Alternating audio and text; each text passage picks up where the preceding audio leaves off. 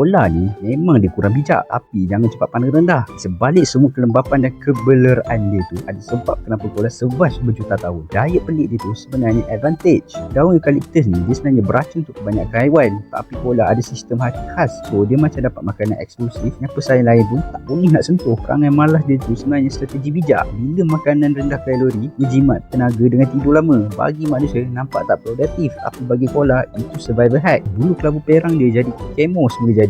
Bila dia lepak diam atas pokok, pemangsa pun susah nak perasan. Dan satu lagi, ni power move dia. Bila cuaca panas gila kat Australia, koala peluk batang pokok sebab batang tu dah sejuk daripada udara luar.